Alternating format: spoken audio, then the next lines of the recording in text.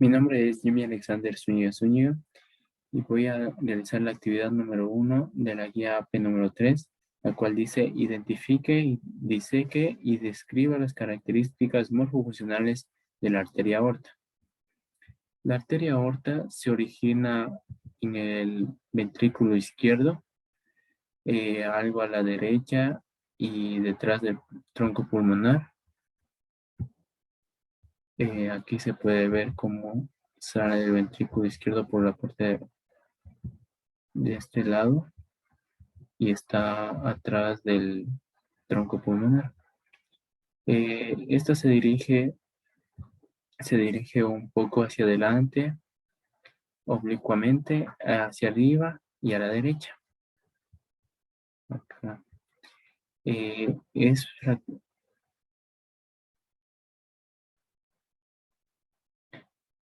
aquí en la parte francamente vertical, luego se dirige arqueada y horizontal, que, que se conforma todo el arco aórtico. Este arco aórtico termina a nivel más o menos de la cuarta vértebra torácica.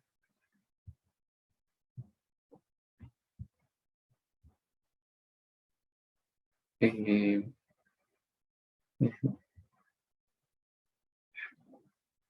Desde aquí desciende la aorta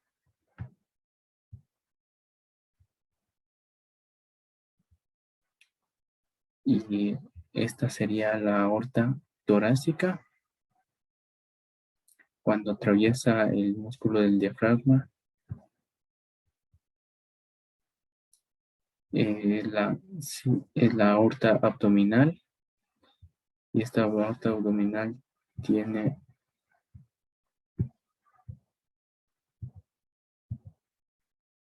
su aorta abdominal se bifurca en la arteria ilíaca común derecha y arteria ilíaca común izquierda. La aorta tiene un calibre de 25 a 30 milímetros. Hasta la porción de la unión ascendente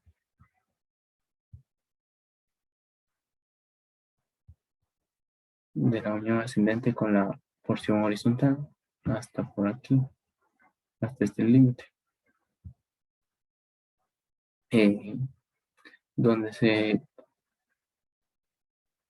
donde existe una dilatación. Luego de pasar del tronco pulmonar de la carótida izquierda común y de la subclavia común de izquierda, esta tiene un calibre regular. Y desde aquí hasta su calibre va a disminuir hasta su terminación a unos 18 a 20 milímetros. La aorta es de paredes gruesas, resistentes, a veces fragilizadas por ateromas. Gracias. Aquí vamos a poder observar, voy a agrandar un poco más acá para que puedan ver el esternón a un nivel externo que nos vamos a retirar para poder visualizar mejor. Ahí se ve el corazón. Si esto que observamos acá sería el callado de la aorta con la parte ascendente y su callado propiamente dicho, la parte horizontal, y acá tenemos dos emergencias vasculares. En este caso el tronco arterial branquiocefálico derecho y vimos a la izquierda en las dos arterias principales nacen directamente del callado de la aorta, que sería la arteria subclavia. En la arteria carótida permitida, acá tenemos una pequeña diferencia. Vemos que a la derecha la arteria carótida primitiva nace del tronco arterial En cambio, a la izquierda nace directamente el callado de la aorta, mismo que pasaría con la arteria subclavia derecha de la que vamos a terminar irrigando el miembro superior derecho. Como vemos, ahí nace de este tronco arterial. Pero bueno, ahora vamos a hablar de los vasos del cuello. Entonces vamos a ir a este sector. Ahí vamos a encontrar a lo que sería la arteria carótida primitiva, y del mismo lado aprovechamos a ver este vaso vascular que encontramos acá, a este nivel pintado de violeta, que sería la arteria vertebral, como está ingresando en los agujeros transversos de la vértebra cervical para poder entrar al dos cráneo. Entonces esta arteria carótida primitiva, como vemos, se va a bifurcar, se va a dividir en dos arterias principales, que son la arteria carótida externa y la arteria carótida interna. Hay que recordar que cuando nosotros vemos en los preparados habitualmente, la que es más superficial es la interna. Externa es más profunda del punto de vista topográfico. Ahora vamos a hablar, identificar particularmente cuál es el primer concepto que tenemos que tener, en que la arteria carótida interna no da ramas colaterales en el cuello. Por lo tanto, si yo encuentro esta arteria dentro del cuello, voy a ver que nos salen vasitos. En cambio, la carótida externa, si va a tener ramas colaterales, entonces cualquier vaso que yo observe va a terminar emergiendo de este, que acá le vamos a agregar algunos vasos para que podamos ver la carótida interna. Sigue la carótida interna sin dar vasos. Recuerden que la carótida interna ingresa en la base del cuello a través del agujero cardillo en el peñasco. Entonces vamos a enfocarnos en la carótida externa. Es fácil recordar que la gradería externa de las ramas colaterales que me va a dar, vamos a marcarla para que no nos confundamos. La carótida externa, las ramas que va a dar, vamos a dividirlas topográficamente en tres sectores: un sector posterior, un sector anterior y un sector descendente, un sector interno. Entonces, como les decía, ya estamos viendo la primera rama colateral, que está, la que visualizamos es la arteria occipital, está emergiendo de la carótida externa, pasa por debajo y por detrás de la mastoides, se va a dirigir hacia la región posterior de lo que sería el grano. Entonces, occipital posterior o arteria occipital. Si vienen directamente hacia adelante, vamos a aprovechar a mirar que es más fácil hacia adelante de encontrar esta arteria, que es la arteria facial, que pasa por un principio por detrás del bonjour y después por el borde inferior del maxilar inferior, por lo que sería la cara hasta que la raíz de la nariz o la región medial de la nariz. Como se identifica esta arteria? Porque tiene la particularidad que es una arteria tortuosa que uno le ve a este nivel leve o sin oxidada, que la caracteriza. Entonces, la arteria facial, que se va a encargar de irrigar lo que sería la parte de la cara. Vamos a agregar las otras arterias para que podamos visualizar un poquito mejor. Vamos a encontrar esta otra rama que había dicho que el arte Nineox invitan. Vamos a agrandar un poco acá para que no perdamos. Voy a sacar al maxilar en ganancia de algo que por ahí es más fácil. Y muy bien, entonces este nivel, esta era la carótida externa. Vamos a visualizar las arterias colaterales, esta que habíamos dicho que era la facial. Acá tenemos una arteria más pequeña. Esta destaca porque es la arteria lingual, que va a salir hacia la parte interna, adelante, en dirección de la boca, para darle la irrigación a la lengua un poco más abajo. vamos a encontrar esta arteria que es la arteria tiroide superior. O sea que vamos a ir bajando para que veamos cómo va a ir llegar a la glándula tiroide. Acá se le ve que sería la tiroide inferior. Esta está en medio, estaría entonces la glándula tiroides. Vamos a agregarle ahora la glándula para que podamos ver ahí la glándula tiroides.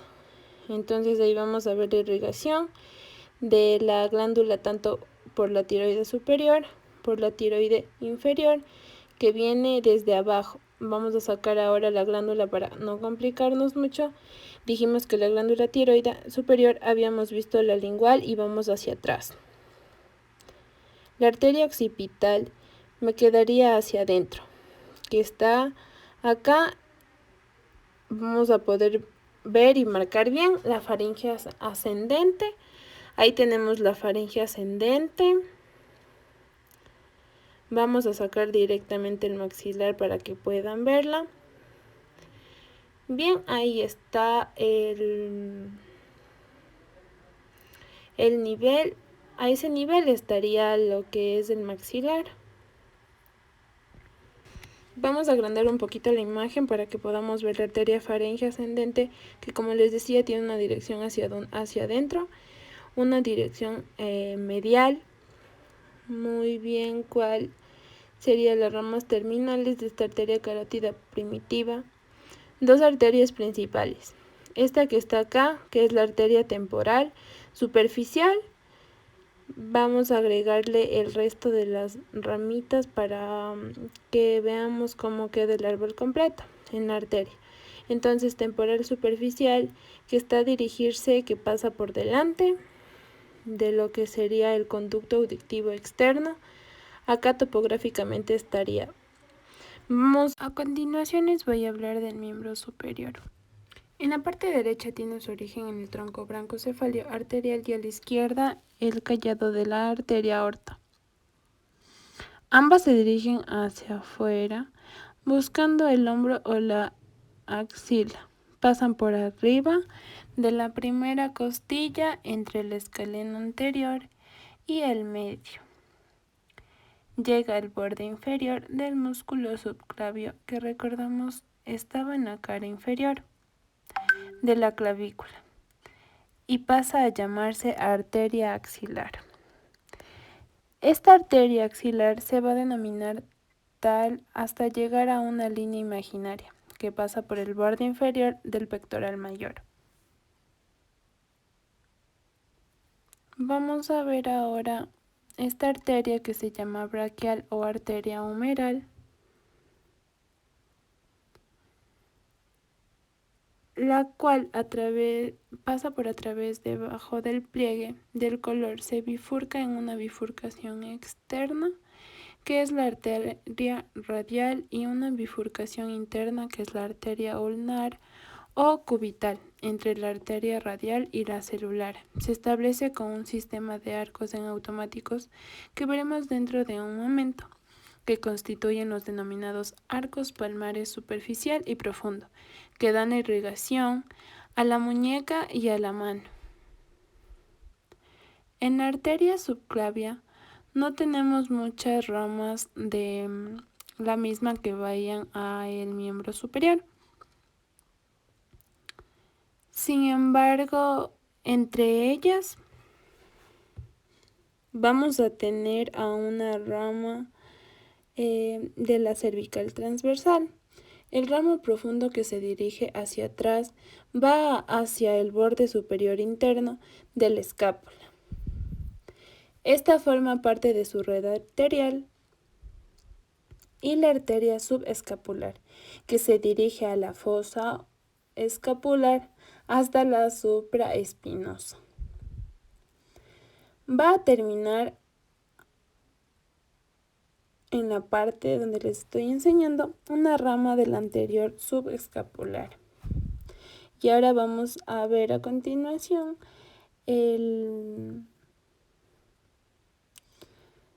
esto que dijimos que seguía con la arteria axilar.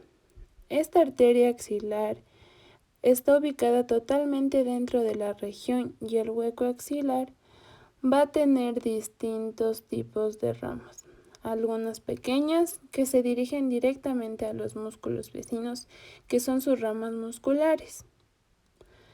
Esta también va a dar arterias que se van a dirigir hacia el húmero, siendo arterias nutricias. Generalmente son arterias muy pequeñas que están identificadas en las cuales las tenemos. En todo el largo de todas las arterias prácticamente va a dar una arteria importante, que ésta se va a dirigir hacia la parte de atrás.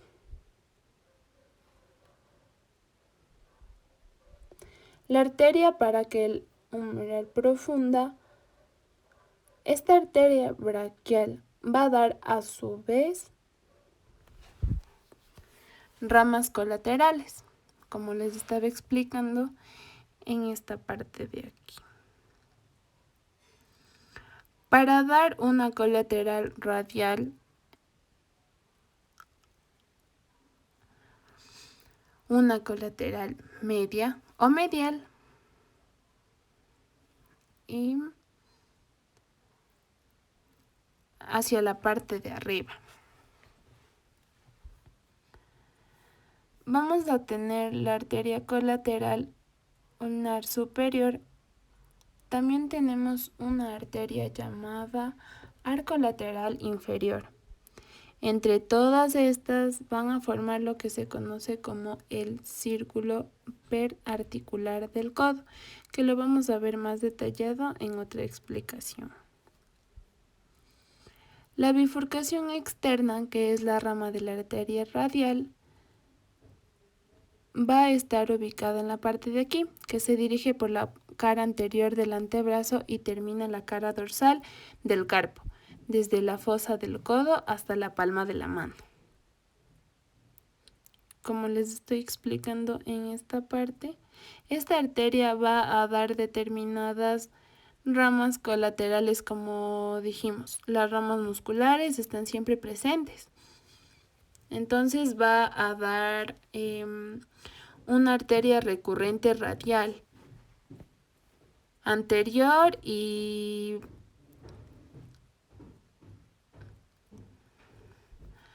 la que les estoy enseñando, este es un ejemplo de los vasos que son pequeños, los vasos musculares. En la parte inferior de la arteria va a dar el arco de las palmas del carpo. La cubital, por otro lado, va a estar más voluminosa que la arteria radial. Es su rama de bifurcación interna. También va desde la parte superior anterior del antebrazo hasta la mano, formando el arco palmar superficial, como hemos visto, y da también las ramas musculares, las ramas nutricias para la buena o el cúbito a la red que quería articular del codo. Da una rama importante, que es la arteria interósea. Tenemos un tronco común interóseo. Ese tronco común interóseo va a dar un lugar a lo que es la interósea anterior, una interósea posterior. Esa interósea posterior va a dar a su vez una arteria, se podría decir la arteria recurrentes para las redes biarticular. Estas son de la parte del codo. Ambas interóseas deciden por ambas, cara anterior y la posterior de la membrana interósea entre la urna y el radio. También vamos a estar a través del transverso del carpo, se une a la arteria radial formando el arco transverso del carpo, como les estoy indicando justamente en la parte de aquí. Va a dar su tronco común, se va a unir con las ramas superficiales del radial y va a formar el arco. Su arteria palmar profunda se va a unir con la arteria radial y se va a formar el arco palmar profundo de los arcos palmares. Van a salir las arterias que se denominan interdigital.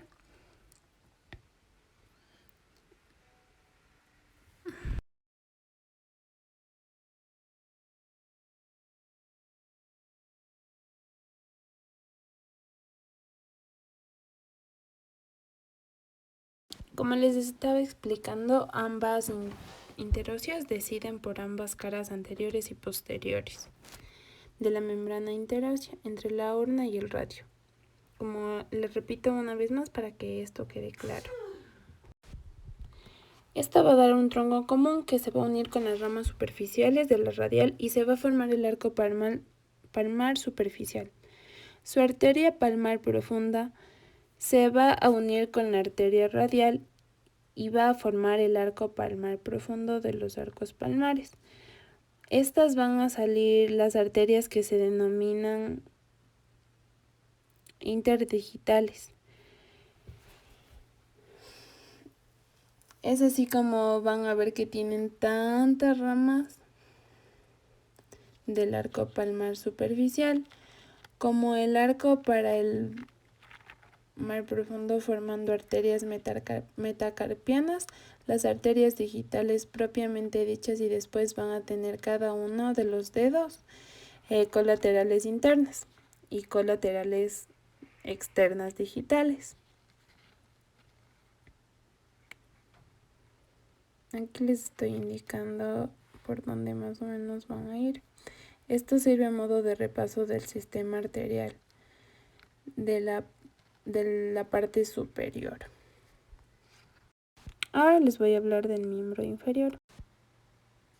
La arteria femoral, como podemos observar, esta es la que estoy señalando.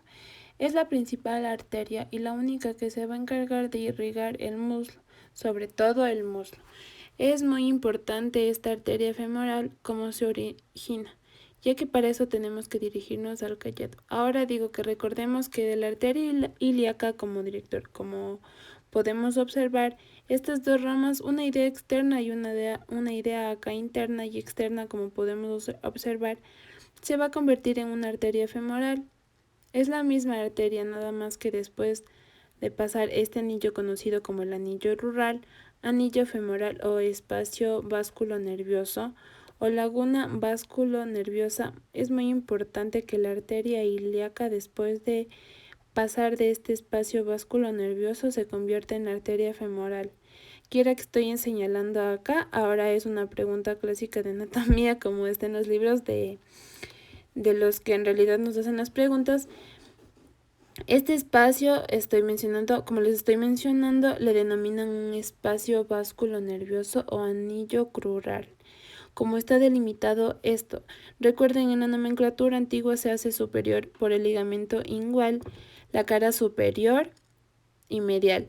Por este ligamento conocido como el ligamento lacuna, este ligamento va a dar una pregunta que en realidad es muy clásica en todas estas que nos hacen, es ¿cuál es el epónimo de este ligamento de Lambar? Muy importante, este ligamento que ya les voy a mostrar que es lo más importante. Hacia el lateral va a estar delimitado por este ligamento pectíneo, o también llamado ligamento de Cooper. Lo encontramos, ahora es un ligamento que delimita el espacio vasculonervioso o anillo plural, según la nomenclatura antigua. ¿Para qué me sirve este anillo rural? Pues sirve para que tanto como la vena femoral pasa por este anillo y se convierte en la vena ilíaca externa. En cambio, la arteria ilíaca externa, cuando pasa por este anillo, se convierte en la arteria femoral. Listo.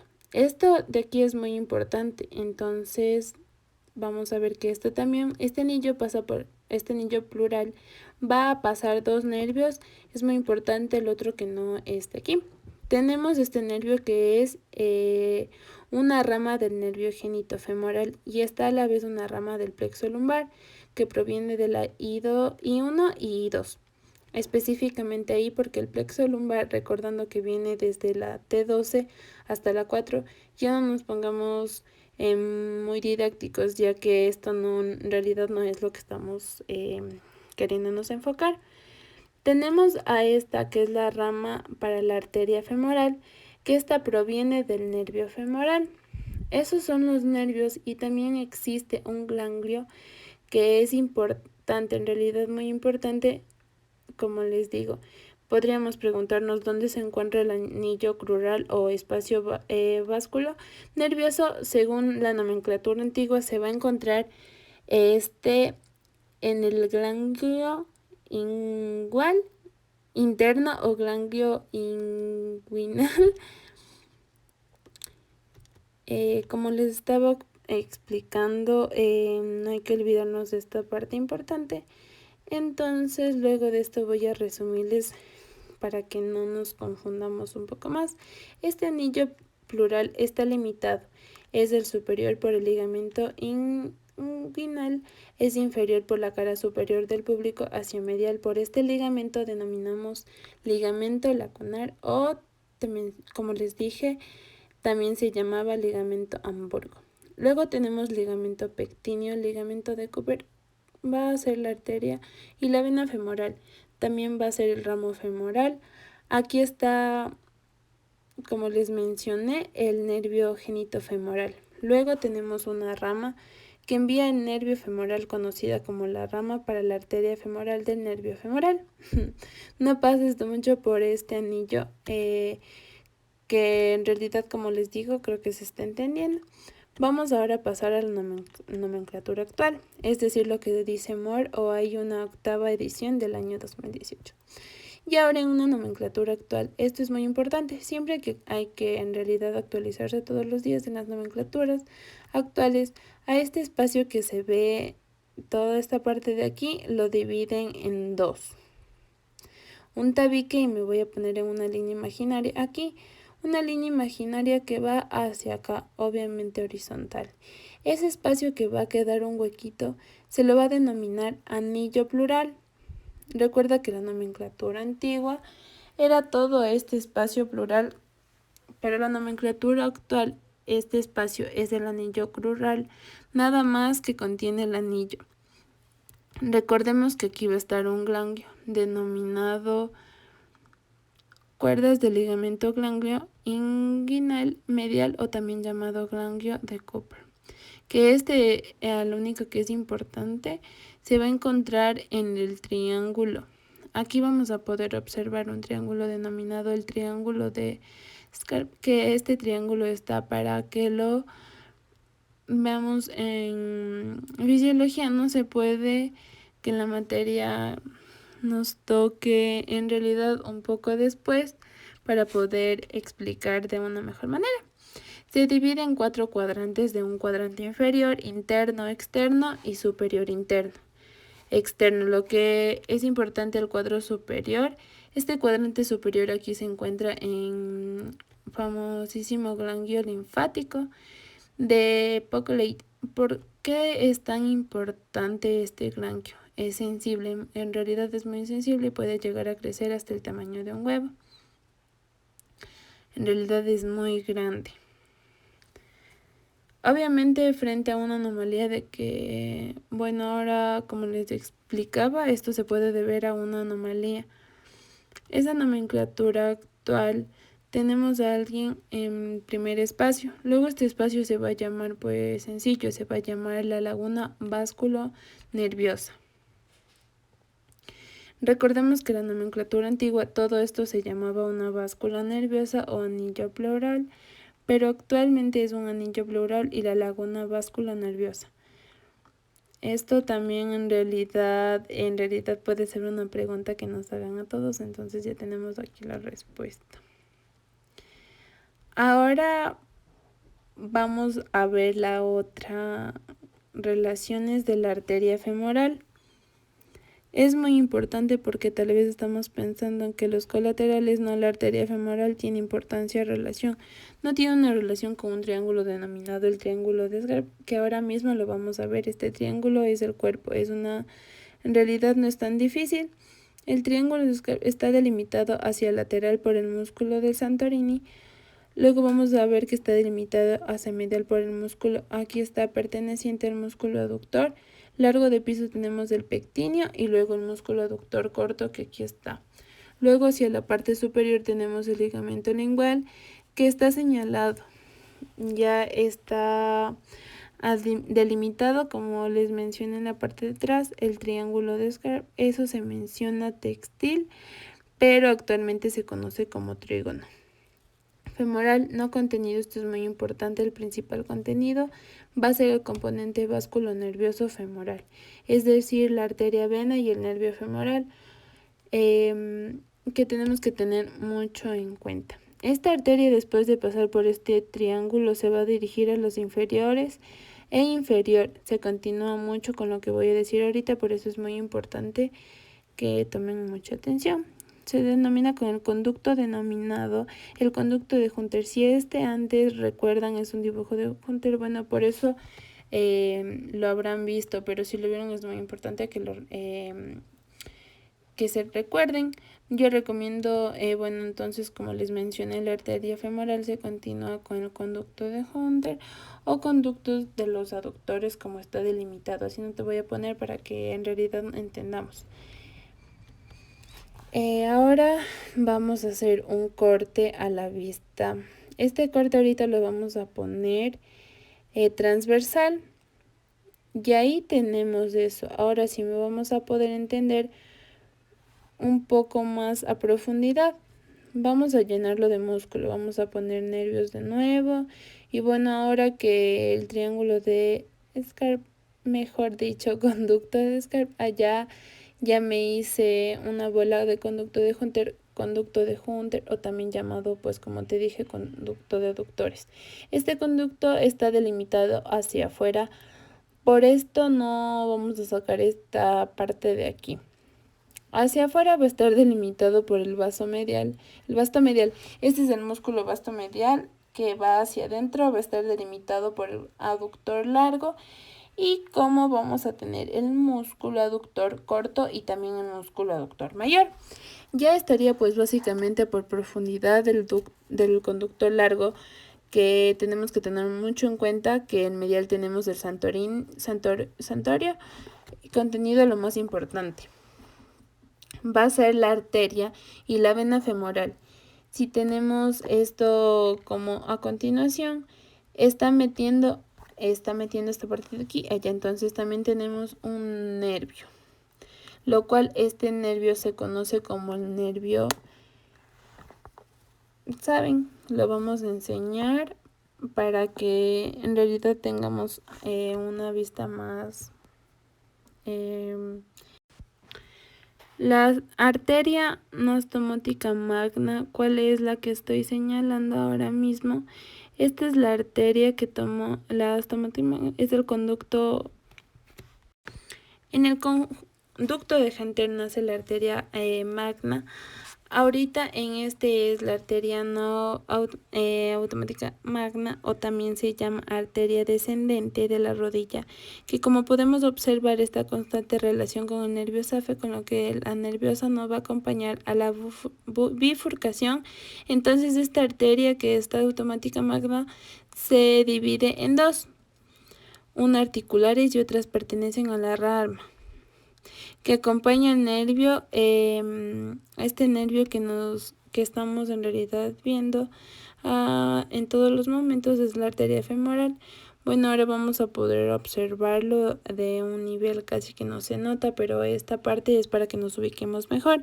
Este es el vasto medial, como les había mencionado. Este es el conducto, el largo. Aquí tenemos viene siendo pues el músculo aductor corto, vasto medial, aductor largo y conductor corto. Mucho ojo en la práctica, ya que en realidad nos podemos confundir con este famoso conducto de Hunter. Ahora la arteria femoral tiene que salir al conducto, no se va a quedar ahí para siempre. Entonces la arteria femoral sale al conductor por un hiato denominado el hiato. Recuerda que es un huequito denominado, como les dije, el hiato. El tercer conductor, segundo, actualmente se conoce como el hiato aductor, nada más. Entonces este hiato es un dato que da paso, como les mencioné, a la arteria femoral.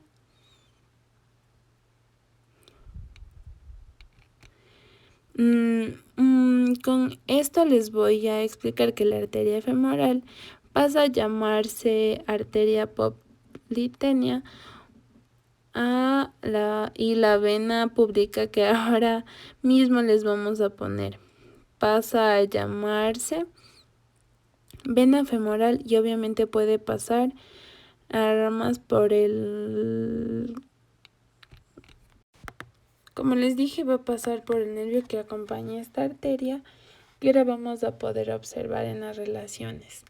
Ahora mismo vamos a dirigirnos hacia la parte posterior, observando mucho mejor a este. Entonces aquí vamos a poder observarlo de una mejor manera. Saludos cordiales, doctora Gabriela Salgado. Mi nombre es Eric López y yo les voy a dar a conocer sobre la actividad número 3 de la práctica número 2, la cual consiste en disecar las arterias ilíacas y describir las mismas.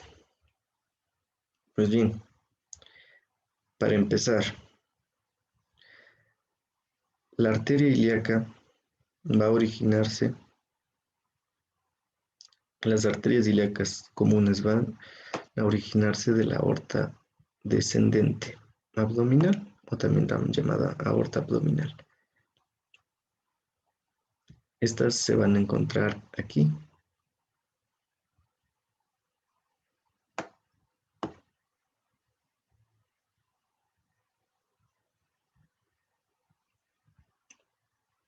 Aquí, como su nombre indica, el vicinal body me apoya la ilíaca común derecha y la ilíaca común izquierda.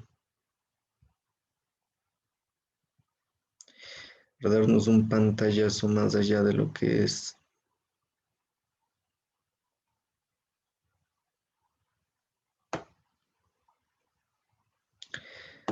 allá de lo que podemos ver sin que nos estorbe nada.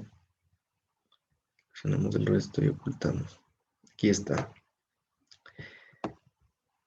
Esta va a ser la vena aorta abdominal o vena aorta descendente, la cual se va a bifurcar, va a tener una bifurcación y va a dar origen a la ilíaca común derecha y a la ilíaca común izquierda.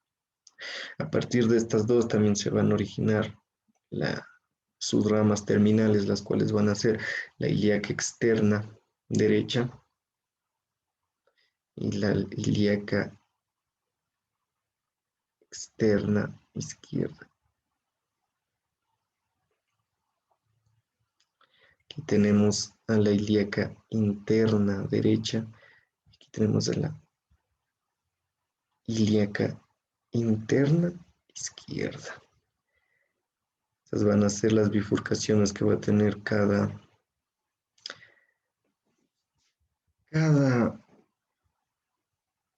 arteria ilíaca común, tanto derecha como izquierda.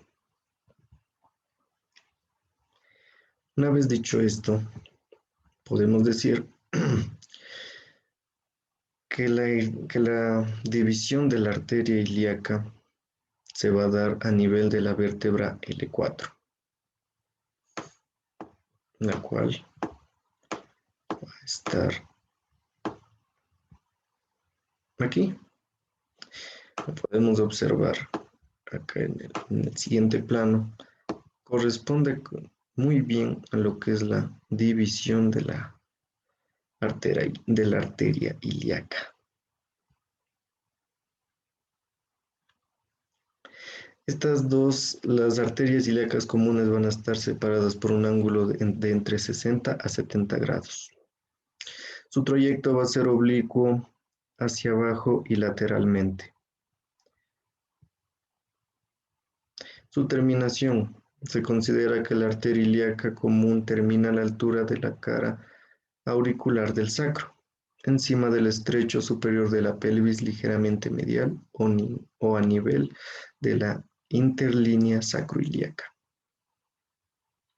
La terminación se hace por bifurcación de la arteria ilíaca común. Como ya habíamos mencionado, esta arteria se va a bifurcar tanto en ilíaca externa e ilíaca interna.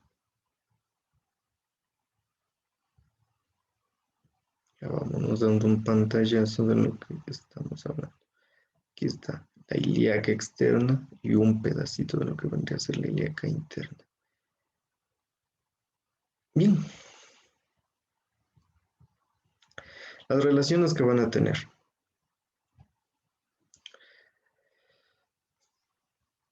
Hacia arriba, la relación que va a tener hacia arriba se da con el promontorio. Hacia abajo con el promontorio. Hacia arriba por la porción horizontal del duodeno.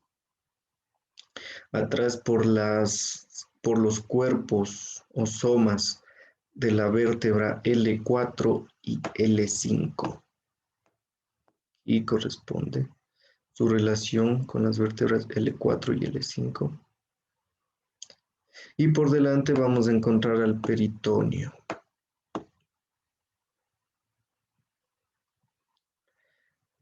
Al peritoneo parietal posterior. Lateralmente vamos a encontrar el borde medial de los músculos psoas mayor, tanto derecho como izquierdo. Las ramas terminales. Va a tener dos ramas terminales, las cuales va a ser la arteria ilíaca interna y la arteria ilíaca externa. La arteria ilíaca interna es una arteria voluminosa que corresponde a la rama de bifurcación medial de la arteria ilíaca común. Mediante numerosas ramas parietales y viscerales, va a irrigar la mayor parte de los órganos, tanto pelvianos, órganos genitales externos, la raíz del miembro y también las paredes. El origen de la arteria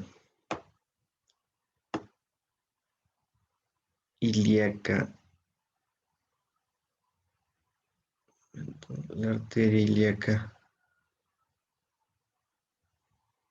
interna, la vamos a tener aquí.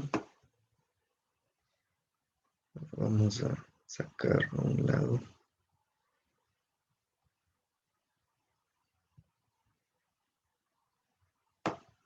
Aquí.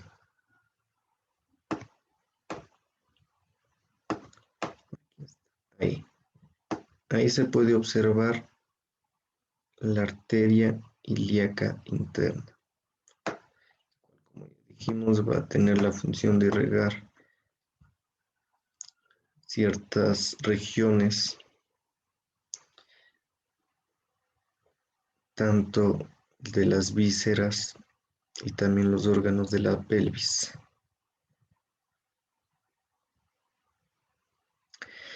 Va a tener ramas.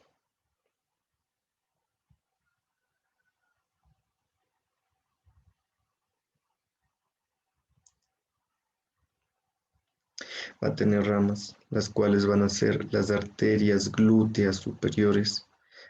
Como su nombre lo indica, las arterias glúteas superiores van a estar en la región glútea. Ahí. Voy a seleccionar toda una región.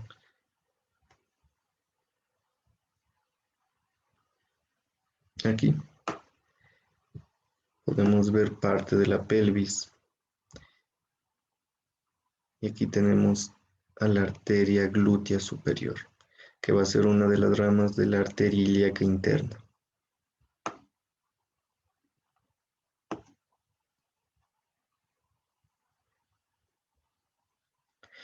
Además, vamos a tener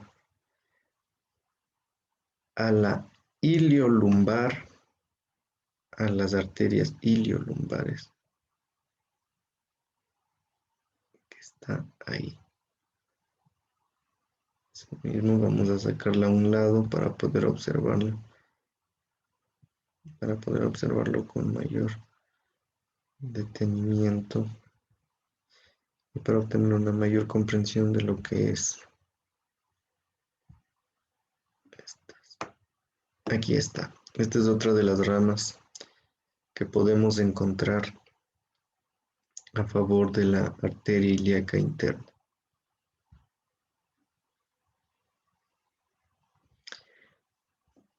Además de esa, podemos encontrar las sacras laterales, pero lamentablemente no he podido encontrarla en el atlas. A nivel del tronco anterior surgen las arterias glútea inferior y pudenda interna. Como ya habíamos mencionado, las glúteas se van a encontrar en la región glútea, como su nombre lo dice. Aquí podemos ver a la pudenda interna, cual corresponde a una rama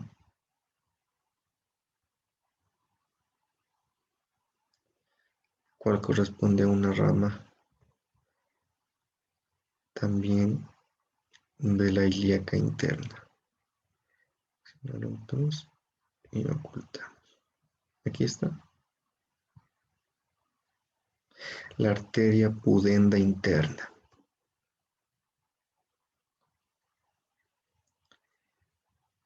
Cargamos y podemos encontrar también. Se encuentra la inferior. Aquí.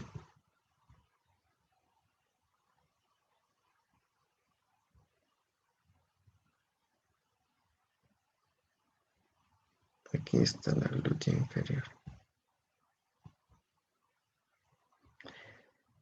Esta es otra de las ramas que corresponde al tronco anterior.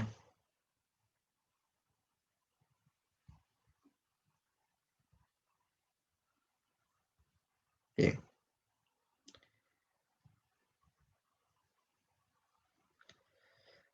Las otras ramas, umbilical, obturatriz, arterias viscerales, se consideran como arterias colaterales. También puede recordarse la disposición y el destino de esas ramas si se las divide en tres grupos, las cuales van a ser intrapelvianas parietales, intrapelvianas viscerales y extrapelvianas. Una vez con esto hemos terminado lo que es la arteria ilíaca interna. Ahora vamos a pasar a lo que es la arteria ilíaca externa. Es la rama de división externa de la arteria ilíaca. Como su nombre lo dice, va a estar más externa en relación a su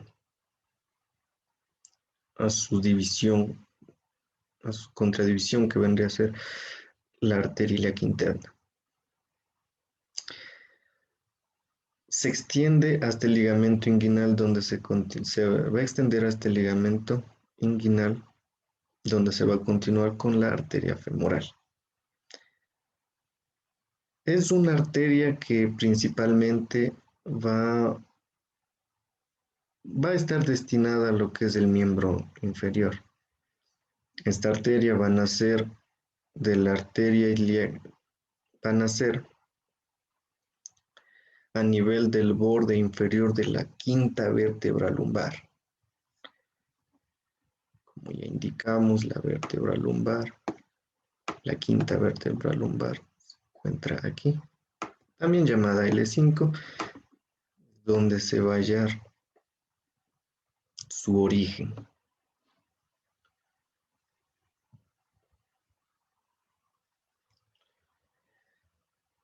Esta arteria va a terminar al pasar profunda la mitad del ligamento inguinal en sentido medial al arco iliopectíneo.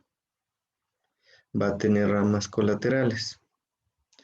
Tiene algunas ramas de escaso calibre, como podemos mencionar a las ramas para los nodos linfáticos, la arteria ureteral. La vamos a ver, no es muy vistosa. La pudenda externa.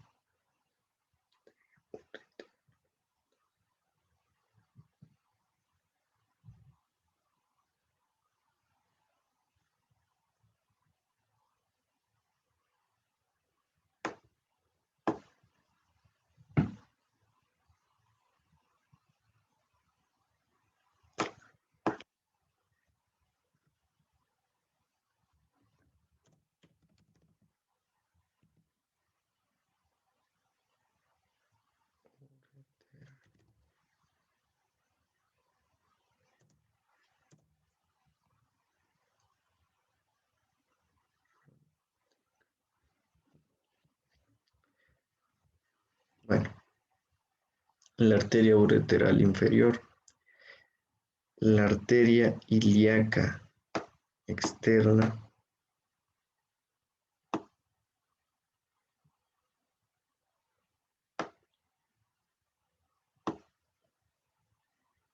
arteria ilíaca externa va a dar origen a la epigástrica inferior y a la circunfleja ilíaca profunda.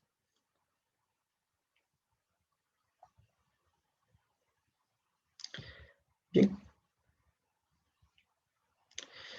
La arteria cremastérica, sus ramas colaterales van a ser la arteria cremastérica en el hombre para las envolturas del cordón espermático y la arteria del ligamento redondo en la mujer. La rama púbica de la arteria epigástrica inferior que se dirige medialmente por encima del pubis y se anastomosa del lado opuesto, la arteria obturatriz accesoria y las ramas musculares para los músculos anchos y el recto del abdomen. Bien, como habíamos mencionado, aquí vamos a encontrar la arteria ilíaca externa. Va a originar a la arteria femoral. Esta arteria femoral se va a ramificar en la arteria femoral profunda y esta va a irrigar al muslo.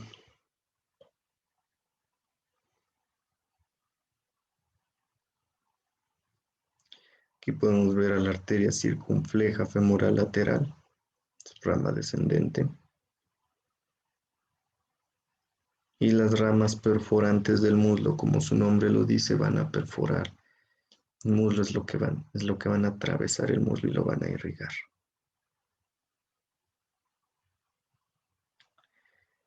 Sería todo lo que respecta a la arteria ilíaca.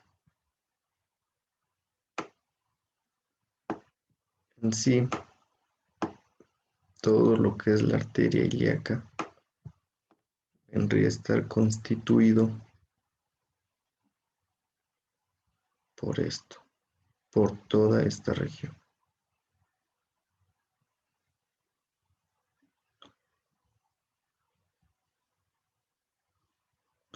Todo esto, además de sus ramas que ya vimos, van a constituir la rama, la arteria ilíaca que tienes.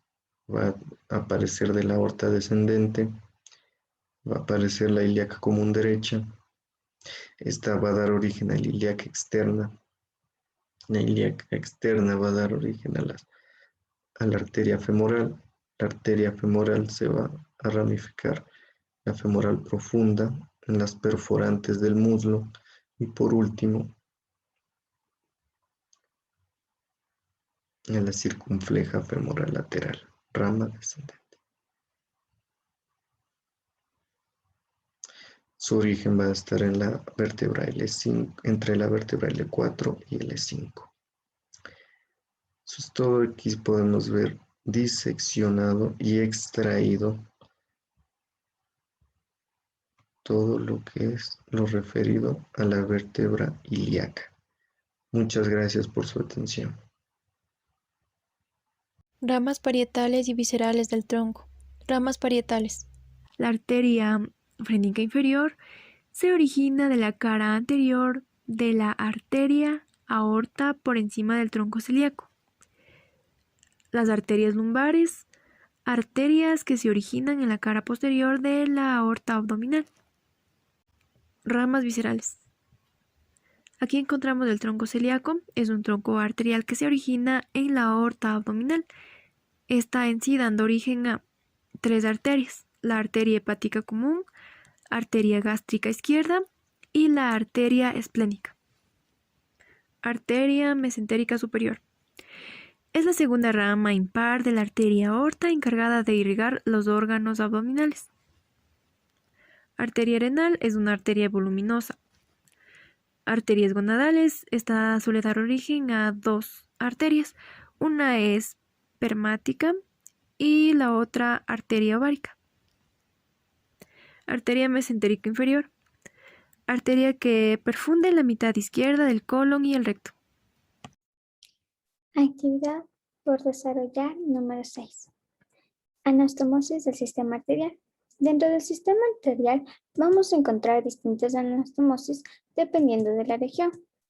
Es decir, que a partir de la carótida externa vamos a encontrar 3 anastomosis, así como con las arterias subclaves de ambos lados, pero esta va a estar comunicada por su arteria tiroidea superior, que van a estar como tal y lo podemos observar en ambos lados. A su vez, vamos también a mencionar que la carótida externa va a tener anastomosis, una anastomosis ampliamente dada con la arteria facial y con su arteria occipital. Continuaremos con la carótida interna. Ya a partir de la carótida interna, vamos a encontrar su anastomosis referente al polígono de Willis. El polígono de Willis abarca algunas ramas, empezando así con la arteria comunicante anterior. Esta arteria comunicante anterior va a ser una de las primeras ramas con las que vamos a detectar el polígono de Willis. También así con las ramas cerebrales anteriores, y más en el centro, si acercamos detenidamente, vamos a encontrar a su vez a la comunicante posterior, que también es otra de las ramas que va a conformar el polígono de Willis. A su vez, va a estar conformada por la cerebral anterior y como tal, se lo habíamos mencionado, por la carótida interna. Esta también va a tener una conexión con una anastomosis.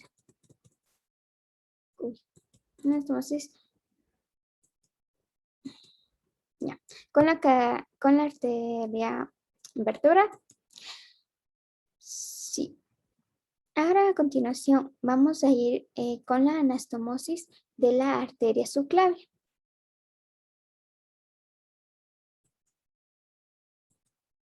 Ya localizados en la arteria Sí, ya localizados en la arteria subclavia, vamos a mencionar que estas se van a anastomosar con distintas ramas, siendo así con su rama cerebral, con su rama axilar e incluso si nos acercamos mucho más, vamos a encontrar una anastomosis con la tiroide inferior. Esta, a diferencia que la encontramos en la carótida, que se conectaba con la rama tiroidea superior. Su anastomosis desde la subclavia se va a dar también con una extensión con la carótida interna como externa. A continuación vamos a hablar dentro de la arteria subcostal su anastomosis. Nuevamente nos encontramos dentro de la arteria subclavia para ya mencionar a la arteria subcostal. Esta arteria subcostal vamos a tener en referencia que va a estar anastomosada por, para ello necesitamos acercarnos más para poder detallar así a la arteria intercostal suprema. Esta arteria intercostal suprema va a encontrarse al nivel del cuello. Posterior, su anastomosis de la arteria subcostal va a encontrarse con la torácica lateral. Esta torácica lateral la vamos a encontrar plenamente aquí, torácica lateral. También ya de manera inferior vamos a encontrar y a nivel de la vértebra vamos a encontrar así a la frénica inferior. Estas van a ser las anastomosis correspondientes dentro de la arteria subclavia y en referencia a la arteria subcostal. Vamos a continuar con las anastomosis de la arteria ilíaca. Para ello vamos a buscar. Ya en una mejor grabación, en una mejor posición, vamos a encontrar así la arteria ilíaca interna. Esta arteria ilíaca interna va a tener, se va a distinguir en realidad numerosas ramas. Estas en referencia a su nivel de ubicación. Es decir, vamos a encontrar aquí anastomosis homolaterales, contralaterales y territorios vecinos. Prácticamente vamos a encontrar que puede estar, su anastomosis puede estar con la arteria glútea superior, con la obturatriz y como se lo menciona, va a estar prácticamente a su nivel pelviano y todos los que en esta zona puedan configurarse, es decir, vamos a encontrar a las arterias genitales, a la arteria pudenda interna, a la glútea superior, también como se lo vio, a la glútea inferior, que corresponden en sí a aquellas que son dentro de la anastomosis correspondiente a la ilíaca interna. Vamos así y finalmente a dar una de las últimas anastomósicas que corresponde a la arteria ilíaca externa. Y también vamos a lograr tener una posición mejor acercada. Ya dentro de la arteria ilíaca externa, y como se lo hemos venido mencionando, esta se va a relacionar con su arteria, vamos a cumplir una anastomosis establecida con la arteria ilíaca interna, que en este caso va a ser tanto como la epigastria inferior, la obturatriz y la circunfleja iliolumbar. Y por último también tendríamos con la arteria subclavia, ya que esta corresponde a una epigástrica inferior. Así que eso es en cuanto a las anastomosis que se van a realizar dentro del sistema arterial. Sí. Muchas gracias. Mi nombre es Arayu Caeta y a continuación voy a proceder a identificar los pulsos arteriales. Primero debemos de conocer cuál es la técnica correcta para tomar el pulso.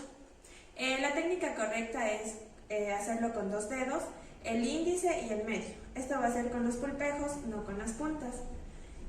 Por lo que la mano va a ir de forma de garra para alinear los pulpos. De acuerdo a ello haremos una ligera presión. Bueno, a continuación voy a proceder a identificar los pulsos y lo voy a hacer de manera descendente. Vamos a empezar con el pulso temporal. Es el que explora la arteria temporal. Este se palpa sobre el área del 100, en la zona temporal delante del pabellón auricular, por lo que sigue el trayecto a veces visible que va desde la ceja hacia el cuero cabelludo, que es la zona de la papila. Así es el pulso temporal, así lo vamos a tomar. El pulso carotídeo. Este es el que explora la arteria carótida a ambos lados de la tráquea. Mediante el borde interno está el músculo esternocleidomastoideo que va a destacar, y siguiendo dicho borde hasta el ángulo de la mandíbula. Entonces se procedería a hacer eso. El pulso axilar es el que explora la arteria axilar. Se palpa en la línea medio axilar subyacente al húmero con el brazo en rotación externa, debajo de las inserciones del pectoral mayor, que vendría a ser aquí. Hacemos con la mano izquierda y vamos a proceder a tomar el pulso.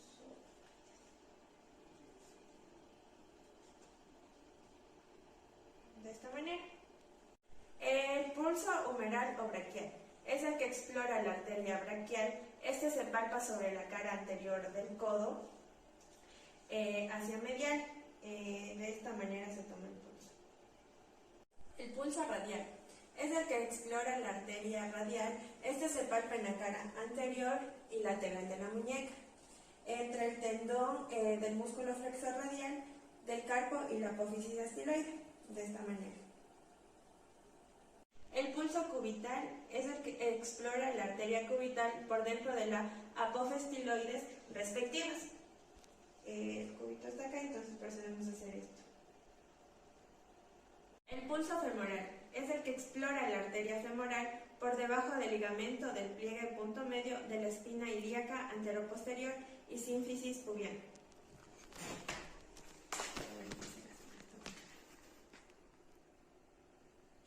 Pulso poplitea. Explora la arteria poplitea, se palpa en la cara posterior de las rodillas, ya sea estando el paciente de cúbito dorsal o prono. Ahorita lo tenemos en decúbito prono.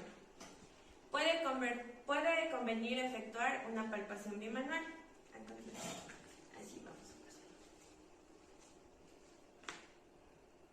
El pulso pedia explora la arteria pedia, se palpa en el dorso de los pies, lateral al tendón extensor del ortejo mayor, una palpación transversal a la dirección de la arteria.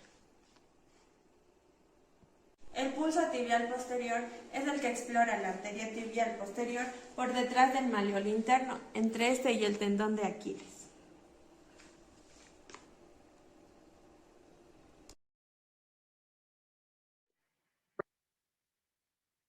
Buenas tardes, doctora, compañeros.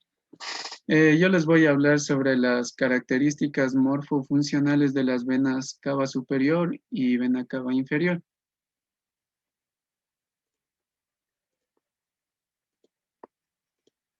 Bueno, primeramente voy a empezar hablando sobre algo general de las venas brachiocefálicas, ya que tienen una estrecha relación con la vena cava superior, que vendrían a ser esto, la vena brachiocefálica derecha y la vena brachiocefálica izquierda.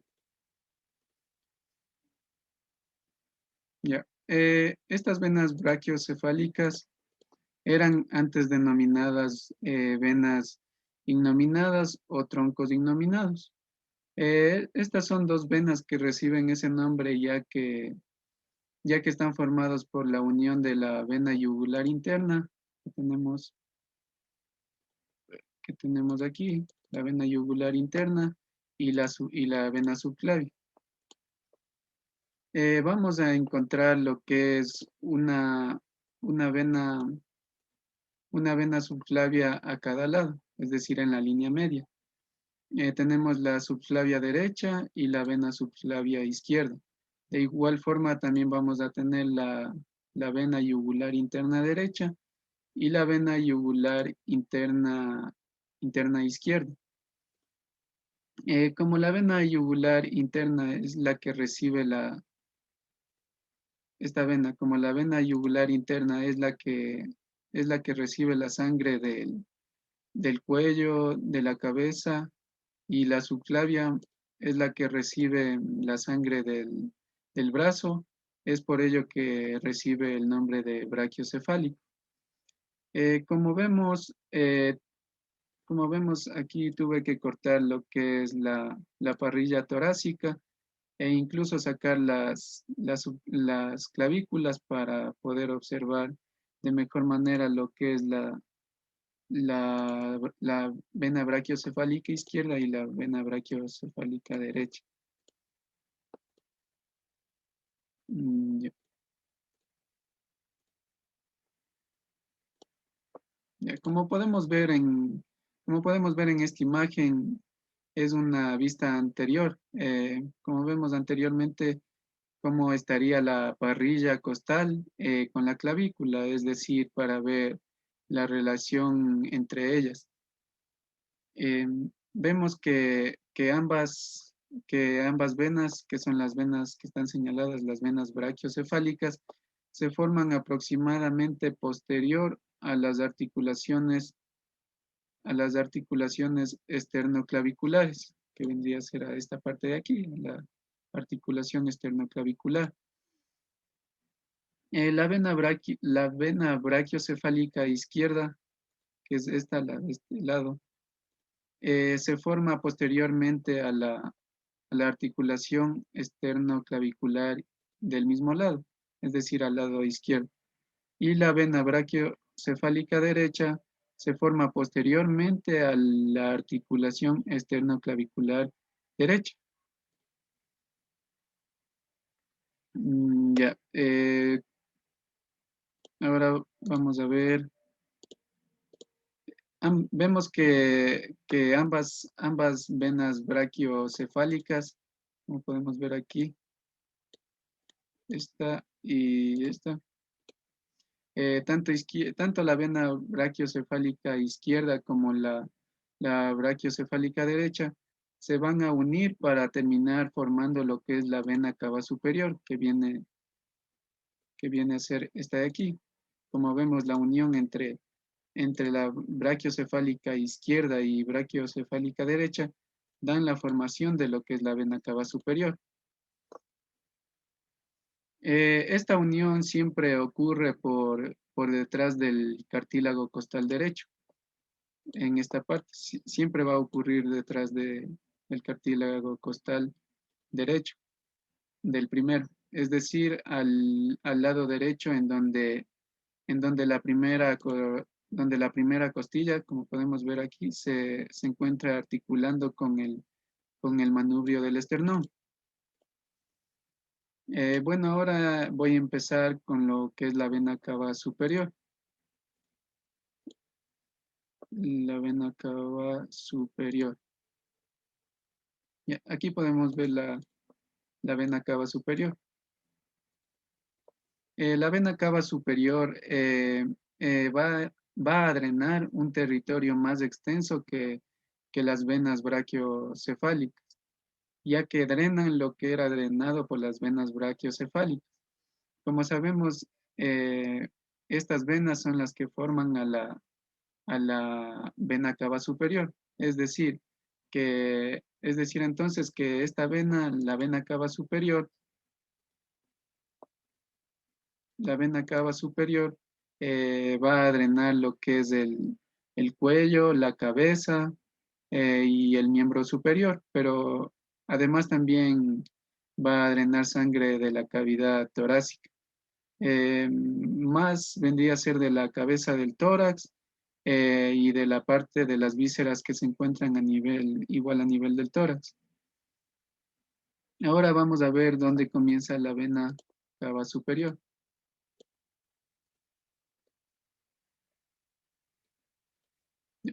Como ya sabemos, la unión de las venas, como dije anteriormente, la unión de las venas brachiocefálicas, la unión de estas dos venas, se unen para la formación de la vena cava superior. la cual se daba por detrás del primer cartílago de costal derecho. Entonces, sabiendo esto, vamos a entender que la vena cava superior comienza a nivel posterior. La vena cava superior inicia a nivel posterior del primer cartílago costal derecho, como vemos aquí. Aquí estaría el cartílago, el primer cartílago costal derecho, y aquí estaría la vena cava superior, por eso es que decimos que es posterior. Mm, Esta es la visión que estamos viendo ahorita es una visión derecha de la cavidad torácica, en donde podremos ver dónde es que drena la vena cava superior. La vena cava superior como podemos ver aquí, es va a ser la encargada de llevar la sangre venosa específicamente a la aurícula derecha. Como vemos, está conectando aquí y va a llevar la sangre venosa a esta aurícula derecha del corazón. Bueno, también debemos saber que tanto la vena cava superior como la vena cava inferior va a drenar en la aurícula derecha del corazón. Ya.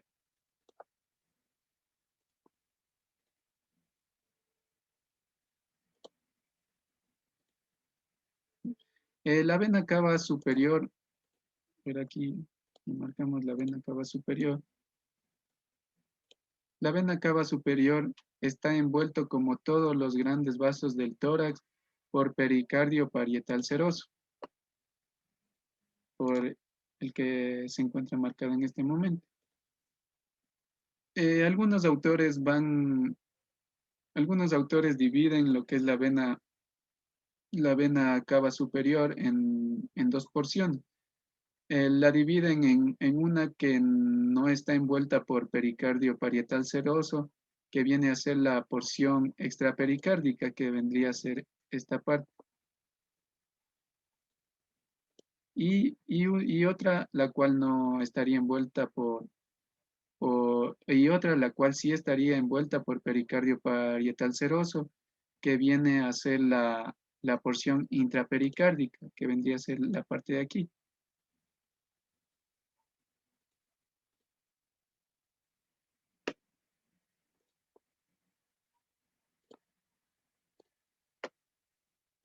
Ya.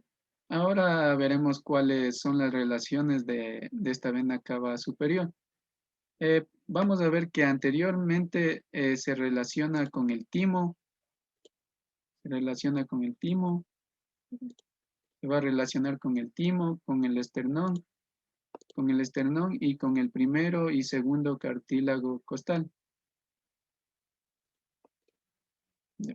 En su relación posterior vamos a tener lo que es la tráquea, el bronquio el bronquio principal derecho, que vendría a ser esta, que vemos marcado aquí. Eso sería en su relación posterior. En su relación lateral, lateralmente vamos a tener al nervio frénico, que viene a ser,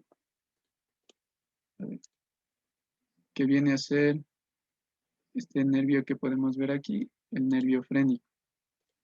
El nervio frénico con la vena pericárdica frénica y como también con la arteria pericardiofrénica.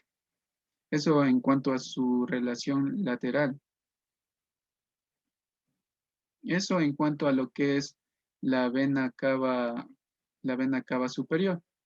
Ahora vamos a ver lo que respecta a la vena cava inferior.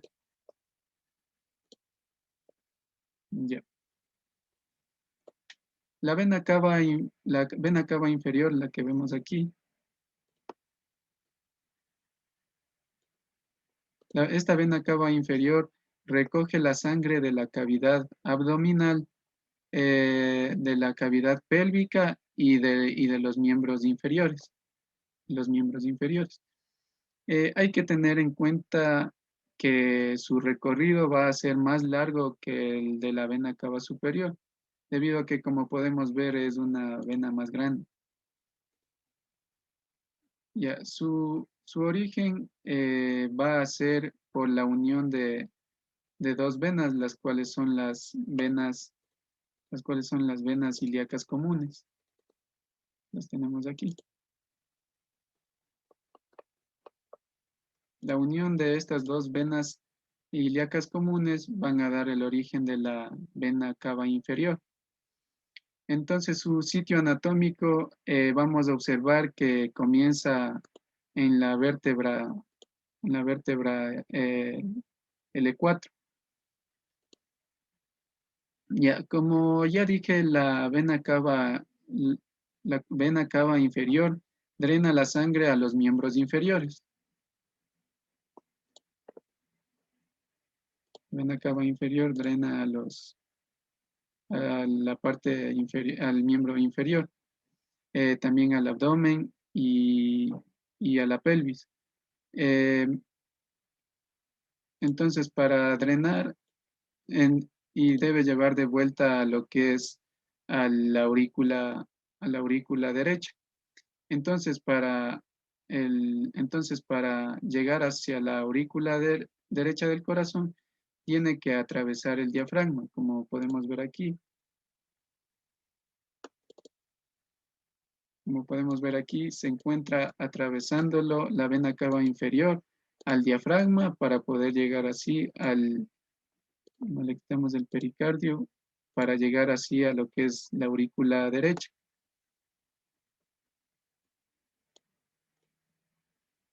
La aurícula derecha. Ya.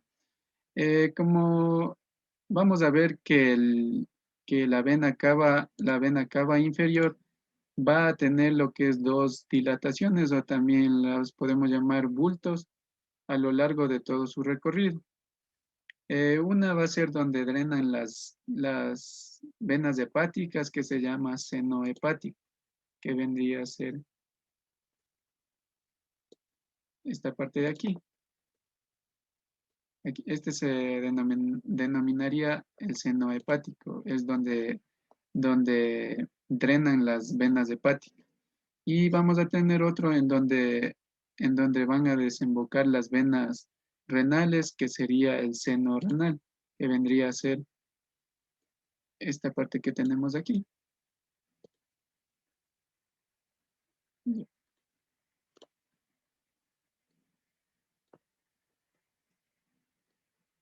Ahora vamos a ver lo que es las relaciones de la vena cava inferior. Tiene una relación posterior con con las porciones lumbares del diafragma,